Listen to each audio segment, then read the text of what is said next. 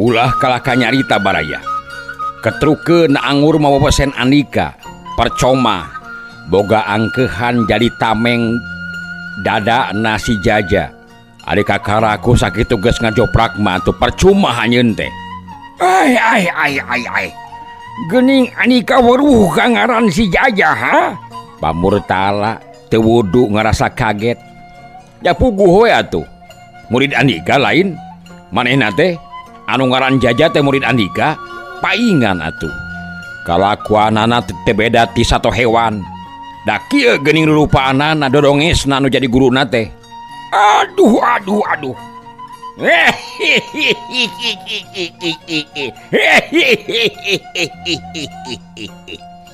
Tong seuri anjeun, ha? Sia setan deh. Nah, ngayablog deh janji ngabuai sia teh ha? Pamurtala mani ngakidir barang ngadenge caritaan karna kitu teh. Teu anta perah disebut bae manehna narajang dina gerakan rawu kelong. Ajamanana geus moal tatapasini deui. Janji benang musuhna teh bakal disasaak lantaran ceceb ku caritaanana anu dianggap nak ngandung panghina anu leuwih ti ukuran. Oge geus teg bae yen ieu jalma teh pasti musuhna jaja mana kitu pok-pokorana oge. Karna teu cileureun, neuleun nu jadi musuh petalakuna geus teu beda ti Bagong bayangan teh manehna ngakentak ngalelepkeun badana dina gerakan orai kobra. Dina ngolebatna kagigir teh bari nyebrutkeun dua ramona dina gerakan celari noktrok. Tapi Pamurtala cukup awas. Manehna rikat ngarempod leungeun anu kencang ngahiuk rek ngababuk pigelang lawan anu nyuruntul di handap.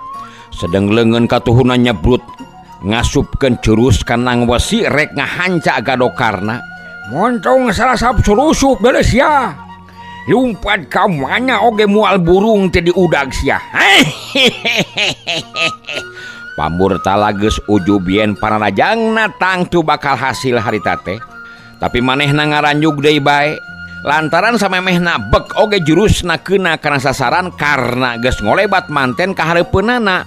Motong jalan tacan ge leler kareuwasna dampal suku lawan geus ngacepet manten ngacepet kana bincurangna kakara oge manehna rek ngecat dampal leungeun karena nyuruntul anu saterusna ngacina kana punukna anu pikeun Pamurtala mah geus lain caturkeuneun deui nyerina. Tapi manehna masih kene tahan teu burung manehna bisa males naraja ngasupkeun jurusna anu nyebrut ngajojo dada nu memangna kosong taya aling-alingna. Akibatna ayeuna mah karna anu ngaranjug lantaran kusangkaan tadi mah lawanna teh pasti ngarempejek tapi buktina kalahkan nyebrutkeun jurusna. Anu pikeun karna mah geus taya deui dangka pikeun nakis nu antukna manehna ngadayagdag kurang-kurang nahana mah geus pinasti manehna bakal nangkarak bengkang.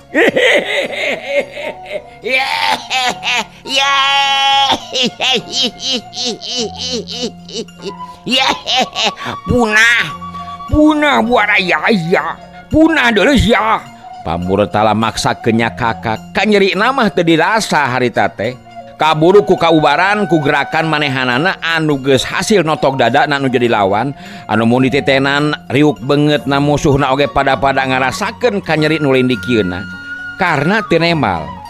Panona kalah ka muncereng geus cop dina hatena yen dia nu jadi lawan teh memang bener-bener hebat.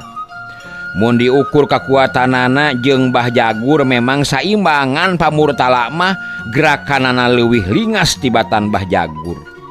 Pamurtala barang mireungeuh nu jadi lawan kalah ka ngajengjen teu beda ti nu satengah hate. Manehna nyelengeh seuri. Naon sia buaraya kalah ka ngajengjen kurang ajar sia. Kakarage ngabrek ngomong saterusna ngadadak bibirna ngalingkup deui lantaran sakilat katiten nu jadi lawanna nyebrut narajang. Rasakeun kurang ajar. Hiat. Manehna ngagentak ngejat kagigir kolebat karena nyusul tepus ngepretkeun dampal leungeunna dina gerakan gurame ngabintih. Tapi lawan teu disangka-sangka leungeunna geus hasil bisa ditewak ku Pamurtala.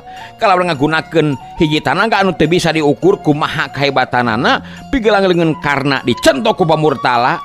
Satekah polah karena nahan tapi tetap manehna nyoloyong ka hareup sakilat Pamurtala malik hiuk gejrot. Jurus kanang wesi nyayang kana kemplong karna anu kayan badana keur nyolontod. bangkiung. Karena ngakaleong kebelah kenca, heuk dari pamurtala ngirimkeun jurusna cigir. Rasakeun sia kurang ajar. Hap ya. Nu teu bisa disingkahan deui ngacedak kana carehamna. Aduh. Nu akhirna karena ngudupung, tapi puguh ge kekuatan karena memang lain bantrak-bantrakeun.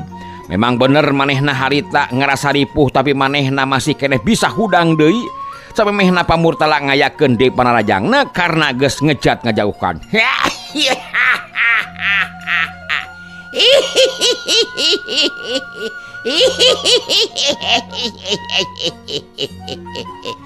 Ulah ngejat sia buaraya. Teh mungkin kalalakian anjing sia kurang ajar, ha?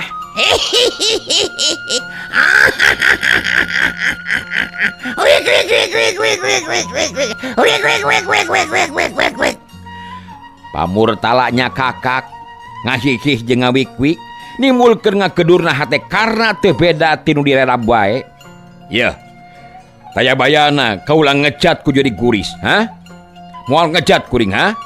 Karena nama lang harita teh.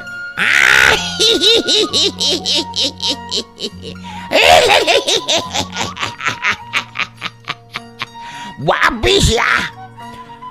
Modar si ayeuna mah kurang ajar ya. Memang kaceceubna teh harita teh. Disebut curi guris teh kaceceubna pamurtala atuh. Nu karasana kumanehanana hiji hinaan anu taya hampuraeunana deui harita teh. Kugituna saprut wae manehna narajang kalawan ngagunakeun tanaga anu kacida hebatna. Ngarasa puas sok sanajan anu jadi musuhna nepi ka binasa lantaran manehna geus ngarasa teu tahan ku ucap-ucapanana karena anu sakitu ngapesetna kana hate. Tapi buktina karena anu ditarajangna tetep nangtung ngajegah, karena anu ditarajangna tetep nangtung ngajegah, sedengkeun pamurtala ngoceak lumpat bari nyekel leungeunna. Sedengkeun pamurtala sanggeus narajang teh ngoceak lumpat bari nyekel leungeunna si horeng karna teh. Harita ngagunakeun gerakan pesot warisan ti Tuan Behram. Kitu peta teh sanyana mah awahing ku kapaksa. Eukeur mah manehna sorangan ngarasa eungap ngalawananana pamurtala turug-turug inget ka Widarma. Sanajan ku manehna katempo Widarma teh geus hudang deui tapi kabireungeunna bangun anu ripuh pisan. Ari pamurtala dina lumpatna pikeun nyalametkeun awakna teh geus teu mikirkeun ka mana-mana deui, pokona asal bisa gancang-gancang nyingkahan bahaya. Manehna teh harita kebat mangprung ka Citalahab anu mun terus mah tangtu bakal anjog ka Ciberem atuh beh dituna nya ka Cisewu Banglas kabawahan Bandung.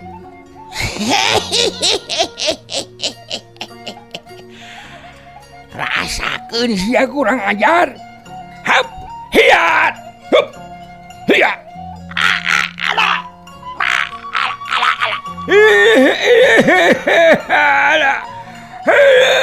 Ampuna, ya leungeunna, nah ieu dikumahakeun ku sia kurang ajar.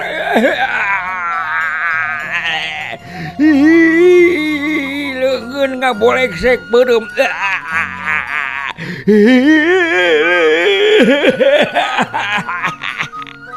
Leungeun kula ieu nepi ka kieu anu kurang ajar. Geus kitu we.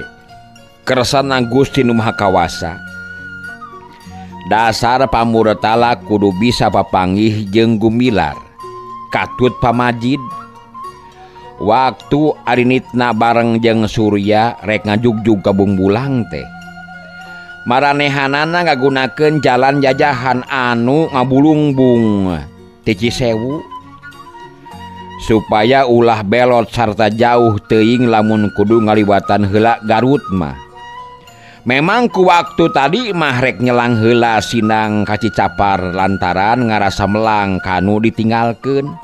Tapi dipikir deui ku gumilar tangtu lila teuing mangka-mangka ari hate geus komojot hayang geura nepi ka Bungbulang pikeun manggihan nu ngaran Mursid. Anu cenah ceuk Bah Jagur mah nyaeta anu ngarebut Wijana nu jadi anakna. Keur jongjon tiruanana ngaralenghoy harita teh rek ngadeuketan lembur Ciberem. red hareupeun aya anu keur cineluk hanapeun tangkal kai. Sirahna nyuuh kana leungeun kencana anu ditumpangkeun luhureun dua tuurna. Sedengkeun leungeun katuhuna ngulapes gigireun badana harita teh. Gumilar jeung pamajid barang breh oge geus kacidang ngarasa kagetna barang mireungeuh nu nyuuh teh sanajan bener beungeut nanti tembong tapi buukna jelas ngarumay panjang ngaliwatan pundukna teu beda ti buuk awewe. Sedang nu panjang buukna mah taya di iwal ti pamurtala teureuk kana ngwesi teh ya. Komo barang geus deukeut mah tetela teu kapalingan yen nu keur nyuuh teh pamurtala. Leuwih-leuwih boh gumilar boh pamajid ngaranjugna lantaran jelas kabireungeuh. Leungeun katuhuna pamurtala teh baloboran getih. Ari disidik-sidik si mana horeng molopog kulitna ti sahadapeun siku nepi ka pigeulangna harita teh. Pamurtala, damel naon bapak teh di dieu ye? Pamurtala? Ya. Gumilar sakumaha sorona oge nanya nama lirih lantaran geus kajudi yen pamurtala teh keur ngaranapan katungaraan. Nah anak koraja teh pamurtala teu sirikna ti buburanyat red kanu nanya ke rajeg hareupeunana. Teu kapalingan yen nu duaan mah memang mitrana pribadi boro tadi mah ngarasa reuwas panyana teh musuhna terus ngobrot red kanu saurang apal keneh anakna Bah Jagur. Aduh.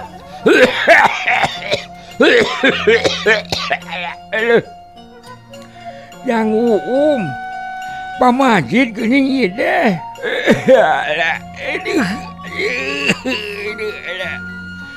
Kunaon eta panangan atuh pamurtala?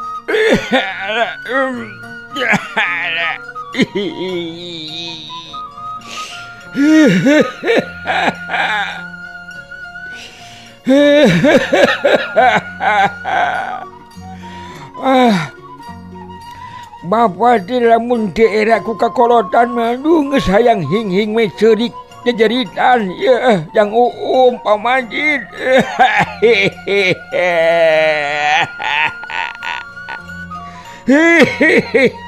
Nya kunaon atuh kunaon ieu teh? Tingali ieu panangan.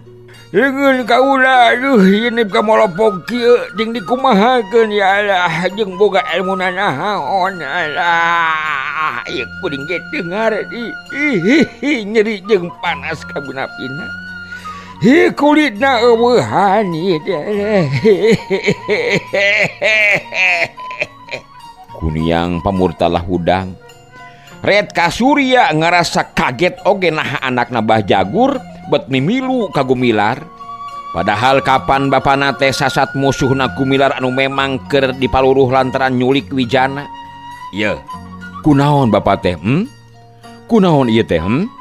Gumilar ngakentak muru rek ngabantuan pamurtala anu bangun halarese nakerek nangtung teh.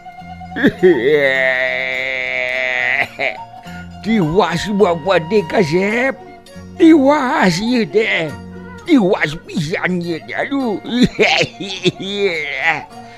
Pamurtala geus teu kabawa deui bruk bae nyuuh kana tak-takna Gumilar.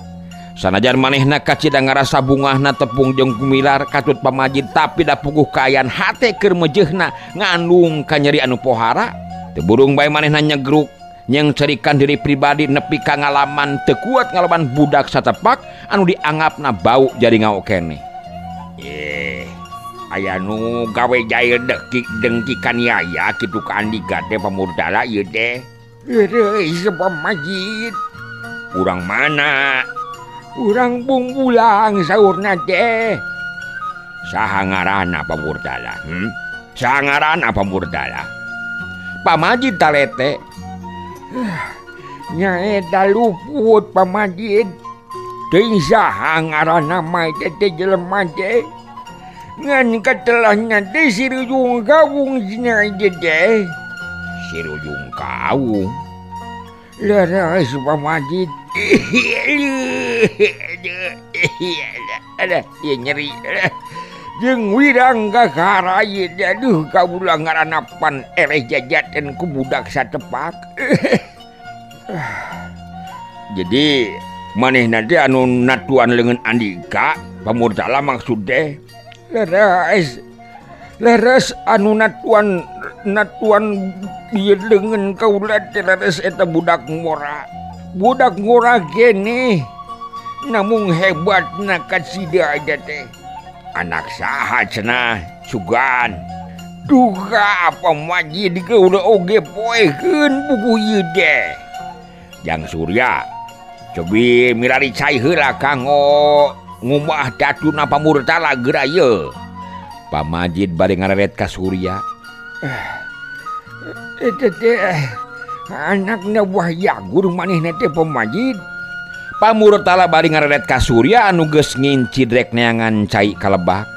Eta teh anak kukutna. Ayeuna teh sanggeus manehna nyahoeun yen lain anak tegalna Bahjagur, manehna teh mimilu maksudna mah hayang namahan pangartina kitu maksudna teh. Boha apa Majid manehna teh. Pamurtala ngaret ka Gumilar, redet nu pinuh ku tanda tanya. Buku ieu ye Jangkarna. Aki teh nganteurpun anak Jang Uum. Anu maksudna aya keperogianana ka dieu ka Bumbulang cenah. Sumuhun mangga atuh caralik atuh aya namanya. Karna sanggeusna sasalaman jeung Gumilar teh terus nyolongkrong ka Surya sumawona ka Pamurtala mah. Ku kituna boh pikeun Gumilar boh pikeun Pak Majid teu wudu jadi matak nimulkeun kakagetna, tapi pikeun sadirieun Pak Majid mah kagetna teh ngan ukur nu ngeunaan jeung Pamurtala. Ari jeung Surya mah nya pantes kapan musuhna pisan karna. Mangga Jangkarna sawios engke Aki tangtos sinang ka bumi. Mung ieu Aki teh bade tumaros ieu teh. Dupi tumaros naon maksad teh? Heuh kieu ye. Dupi anu jenengan mursid di mana kitu bumina ieu teh. Pak Majid teh daekeun waka unggah lantaran pamikirna rek ngaheulakeun urusan Gumilar, urusan Pamurtala jeung karna mah gampang. Geus kanyahoan ieu mah imahna. Nu dimaksad teh Aki Mursid. Aki Mursid mana kitu? Aki karena ngariuk kaget dumeh Pak Majid teh natanyakeun Akina harita teh. Kieu ieu teh Mursid teh urang dieu, urang Bumbulang. Nah, aya sabaraha urang kitu Jangkarna anu jenengan Mursid teh. Oh, jenengan Mursid di dieu mah mung saurang pun Aki mung kalarasan ayeuna teh nuju teu aya nuju angkat ka Citalahap saurna teh. Ai Kutan, aduh, upami kitu mah atuh asa kagunturan madu kaurugan menyan bodas ieu teh kalarasan atuh. Geuning ieu teh eyangna Jangkarna nu dipilari teh Jang Uum ieu teh. Jenengan Mursid teh eyangna Jangkarna geuning ieu teh. Pak Majid deui bari ngareret ka Gumilar. Atuh geus lain deui ngakebegna Gumilar barang ngadenge keterangan karna kitu teh. Nu antukna panonna kalah ka molohok bengong mata simeuteu teu pakarna teu ngicep-ngicep. Mun seug caritaan Bahjagur teh memang teu ngabohong, nya meureun ieu budak lalaki anu baheula direbut ti manehanana teh. Ongkoh mun ditaksir umurna estuning moal mencog. Tang tuwijana teh geus sagede kieu meureunan. Ieu sababna nu matak Gumilar terus neuteup teu ngicep-ngicep ka karna hayangeun sidik kana tarangna sugan katingali aya ceda tapi laluput teu katempo lantaran katutup ku beungkeut sirahna karna teh. Karna atuh nu diteuteub antep-antepan ku Gumilar teh hatena ngarasa teu ngeunah oge ka ieu jelema nu katampana ku manehanana mah teu beda ti nu keur diukur pangabisana. Boga pikiran kitu soteh dumeh dihubungkeun jeung kehadiranana Surya katut Pamurtala ayeuna. Da geus tangtu ieu jelema teh keur dikumahaan ku maranehanana. Kitu pamikirna karna waktu harita. Sabot keur kaayaan kitu dak dumadakan teh Ipah kaluar ti panto dapur. nempo anu kerting rariung diburuan manehna ngargo malah teu kira-kira ngarasa reuasna lantaran sajabana mirengeuh pamajid teh ku manehna katempo aya pamurtala jeung Surya. Komo barang red kagumilar manehna masih keneh apal yen eta teh anu basa peuting-peuting rek diala patina waktu babarengan jeung Surya. Sanajan bener harita teh peuting tapi manehna moal kapalingan ongko harita teh dicaangan deui ku Nyi Arum nu kaluarna bari mawa lantera teh.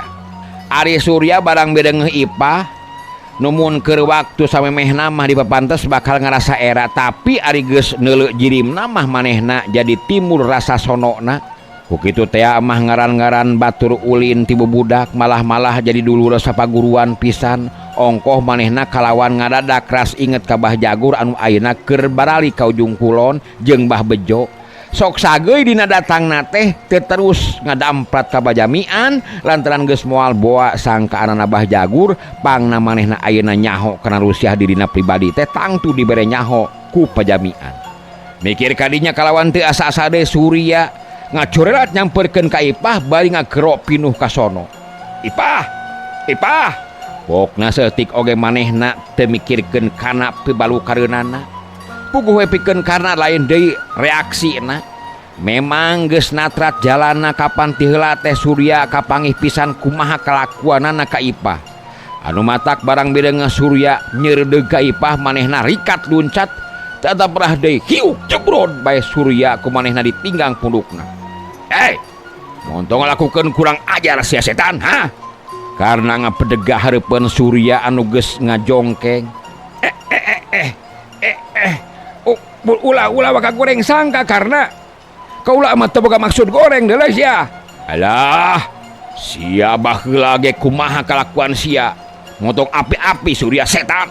Ya, nu ngaran asu umah di mana-mana oge. Bisa dipercaya sakali kasusukan tetap kasusukan ye. Kitu anjing mah ye. Karena nafsuna kalah kamudal. Ya karena baheula mah memang rumasa karena kaula teh keur kausap setan demi Allah karena demi Allah demi Rasulullah karena ayeuna mah kaula teh teu ngabogaan pikiran silung.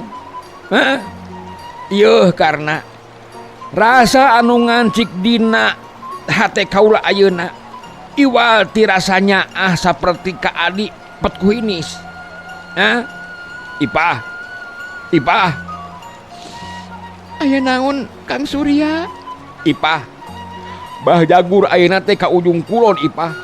Kakak hariwang ku Mamang. Sieun kumaha onam. Sieun kumaha onam Ipah.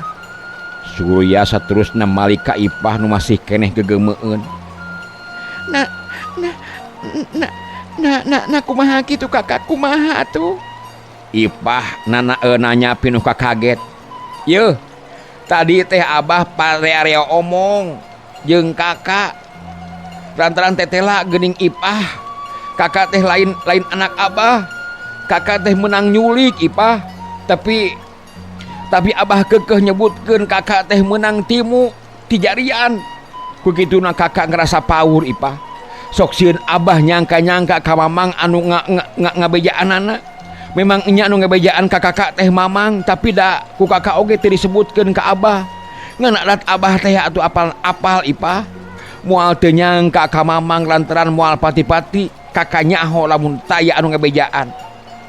Ari Mamang teh perilaku teu dibawa sarasiah ku Abah. Aduh, kumaha atuh kakak? Kumaha atuh nulungan anak kakak ya tuh sok sieun. Si Abah cilaka ku Bah Jagur. Jelas riukna beungeut Ipah ngagambarkeun nu kacida ngarasa reuwas sarta hariwangna. Yeuh, taya deui jalan iwal ti kudu buru-buru diteang, kudu buru-buru disusul ka ditu. Hariwang bisi Mamang kumaha onam ku Bah Jagur. Surya ngasongkeun saran. Bari panonna rutret ka Ipah jeung ka Karna. Ari pamurtala barang mirengeuh Surya keur adu hareupan jeung Karna nyaeta sanggeusna Surya hudang deui. Keur mah memang geus aya pasalna tadi jeung Karna. Teu panjang mikir deui pelesat bae manehna muru ka Karna pamikirna sanajan bener basa tadi teh manehna sasatna geus teu kuat malah leungeunna oge masih keneh karasa nyeri. Tapi puguh ayeuna mah aya nu bakal mere bantuan nafsuna ayeuna jadi kahudang deui boga maksud hayang nebus kakasoranana. Olok kaya King Ardaim anu harita pating torojol ti jero imah bareng jeung Widarma barang mireungeuh tarajakna pamurtala anu memangna geus kareguh tangtu bakal ngayakeun tinakan anu dari pikahayang. Sakilat Ki Ardaim luncat ngahadang baripokna. Ieu kitu nu ngaran murtala teh geus bogo anika teh bobojolan make aya angkeuhan rek ngalawan deui ha. Hayo jeung kaula pilawanan anika Mang Murtala yo.